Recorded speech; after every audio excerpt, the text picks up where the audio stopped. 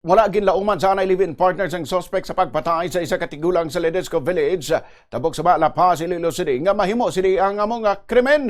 Sa interview sa Bombo Radio kay Jubilin Villasis, anay live-in partners ang suspect nga si Jerry Murahan Lima. Iagin pahayag nga ginkakibot sini nga mga hitabo bangod sa tres nila katuig nga pag-updanay.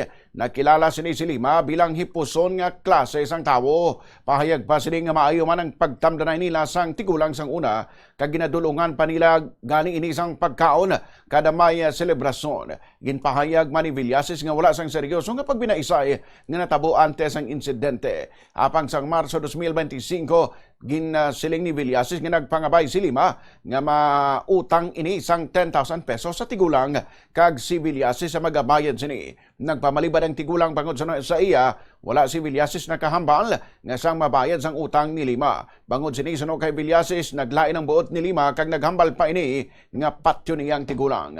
Matandaan nga sa Mayo 24 sa natabo ang krimen, ginsulod sang suspect ang tigulang sa balay sini kung sa diin nakitaan pa sa CCTV footage sang anak sang biktima kung paano ginpatay ang tigulang pinagi sa pagkuga kag gintapak-tapakan pa ini sang suspect. Matapos ang insidente, ginkuha pa sang suspect ang cash kag mga alahas sang biktima.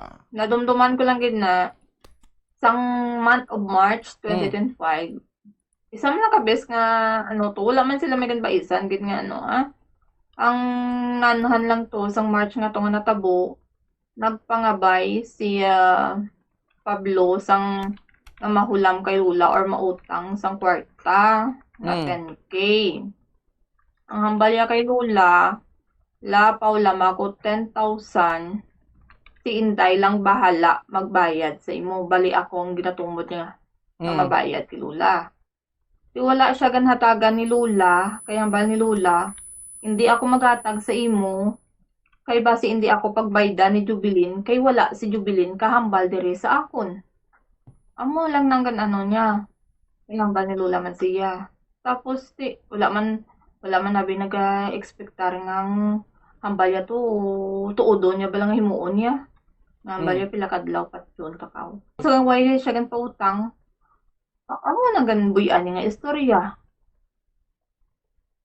Si Jubilin Villasis. Base naman sa records ng kapulisan, nakaagi na preso si Lima sa Leganés Municipal Police Station bangod sa kaso ng illegal gambling kag samdang laglang na kagwa sa presuhan. Paray naman ang pagpangita sa otoridad sa suspect sa din nagtanyag na sang reward money ng pamilya sang biktima nga 50,000 pesos sa sinuman nga makatudlo sa kung sa diin ini nagapanago.